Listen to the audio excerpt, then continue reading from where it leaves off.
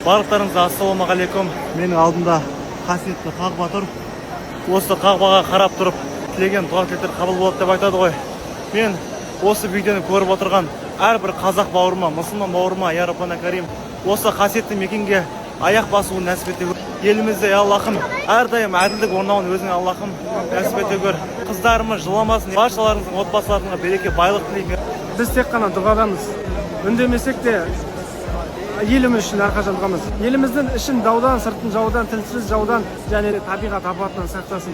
Бейбітшілік, әділдік. Ең бастысы әділдік, елімізде әділдік орнасын. Амин. Амин. Әрбір оқырманымызға осы жерге Алланың сүйікті құлы болып, қағбаны өз қолымен көріп ұстауға нәсіп етсін иншалла. Амин. Біз сендер үшін дұғадамыз. Құрметті оқырмандар, біздерді қолдайтындар. Біз сендерді жақсы көреміз. Біз сіздерге разымыз, біз сіздерге алғысымызды айтамыз. Өз көздеріңізбен көріңіздер, иншалла.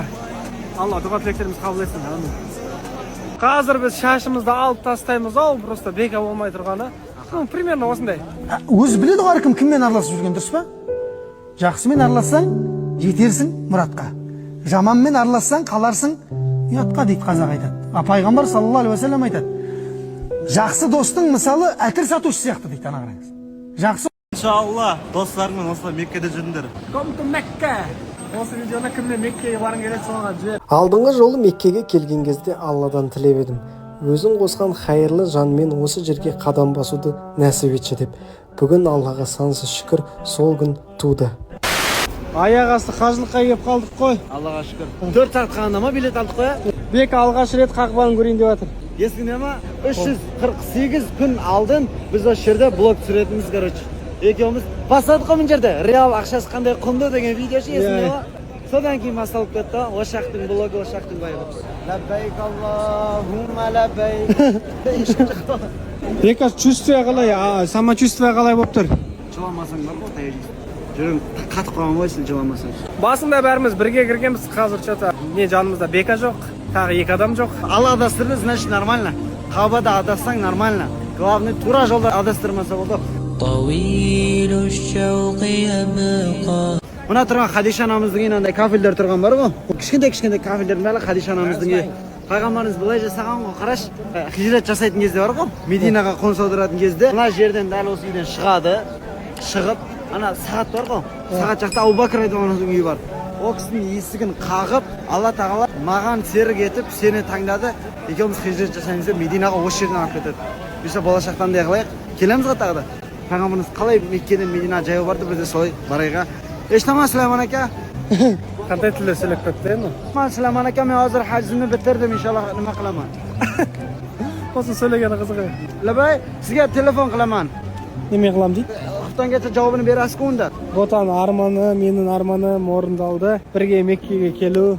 Нұрсұлтан екеуміз осындай видео түсіргенбіз. Нұрсұлтан осы сөзді айтқан. Хижабты мода үшін тағатын қызға, жұмаға сторис үшін баратын жігіттер бұйырсын деп. Біз осылай мешіттен шығып, осындай Меккенің торговый домын аралап жатырмыз.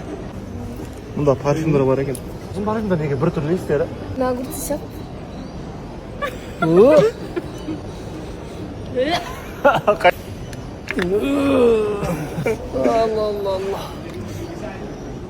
О, тамаша. Алматыға барғанда парфюмға кіргізем ғой, сен өзің таңдайсың ғой. 120 түрлі иіс бар досым. Парфюмнің отаны бізде ғой, бізде. Еще жаңа жылға арналған комболар бар, біреуін алсаң біреу тегін. Жігіт алады, жаңа әйеліне подарка бар, сержантский. Қағбаға келген кезде именно осы бұрыштарға жақында өте қиын. Қатты итерсет, мына жерге қыз балаларға кіру вообще опасно. Езіп тастайды вообще. Қарамайды. Ауырып жатыр ма, қысылып жатырсың ба, қарамайды. Ана бұрышта қара тас бар. Сол қара тасқа жету одан да қиын. Алла тағала әр оқырманыма осы жерде өз көзімен көруді нәсіп етсін. Біз еліміз үшін дұғадамыз. Еліміз аман, жұртымыз тыныш болсын иншалла.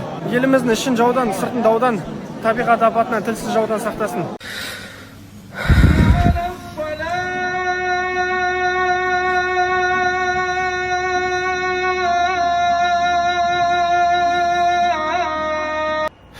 Таң намазынан кейін осындай видқа келдік.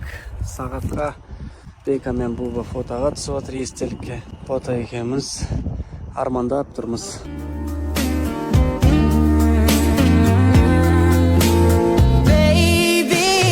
Бір история бар конкретно. пайғамбарымыздың махаббаты туралы айтылған ғой. Хадиша анамызға деген пайғамбарымыздың махаббаты. Бірде пайғамбарымыз саллаллаху алейхи вассалам үйінде отқан, қасында Хадиша анамыз отқан. Сол кезде пайғамбарымыз Хадиша анамызға былай деп айтқан: ертең біз өлсек, жәннатқа кіреміз. Жәннатқа кіргеннен кейін де Имранның қызы Мариям мен Фирғауынның әйелі болған Асия анамыз бар ғой. Солар жәннатта менімен бірге болады деп айтқан ғой. Жәннатта менімен бірге болады деген. Хадиша анамыз көзі тірісі кезде пайғамбарымыз оның үстіне әйел алмаған ғой. Сол кезде Хадиша анамыз пайғамбарымызды қызғанып, Хадиша анамыз сол кезде жылап қалады екен. Көңіліне алып ше. Ұрыспай дым демей жылап шығып кетеді екен да пайғамбарымыздың қасына. Сол кезде кішкентай қыздары Умму Күлсүм мен Фатима анамыз көріп қояды екен ғой. Мамасының жылап шығып кеткен.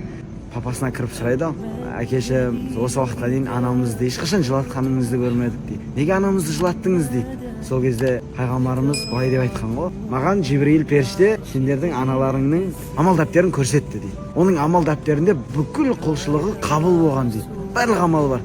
Тек оның амал дәптерінде шахидтің сауабы жоқ екен дейді. Шахид деген Алла жолында қайтыс болған адамның сауабы жоқ екен дейді. Сол үшін мен сендердің аналарыңды қызғанып тұрдым дейді. Ол мені қызғанды дейді. Мені қызғанған үшін оған шахидтің сауабы берілді дейді. Сол үшін күйеуін қызғанған әйел үшін дейді шахидтің сауабы беріледі деп айтқан ғой. Так что күйеулеріңізді қызғаныңыздар. Түрі онша емес екен, тақырбас екен деп қарамай қойған емес, наоборот қызғаныңыз. Қызған мені. Мен ойлаймын сол аруды ғана. 25 жыл ішінде Хадиша анамыз бірде-бір рет пайғамбарымызға жаман көзбен қараған емес, қабағын түйген емес. Тіпті Хадиша анамыз өлім төсегінде жатқан кезде де пайғамбарымыз саллаллаху алейхи вассалам оның аяғының астында тұр ғой, қарап жылап жатады, қатты жылайды. Ең поддержка берген кісі сол. Сол кезде де Хадиша анамыз пайғамбарымызға өзінің ауыртпашылығын салмау үшін, қиналып жатқан көрсетпеу үшін пайғамбарымызды шақырып күлімсіреп тұрады екен ғой, пайғамбарымызға қарап.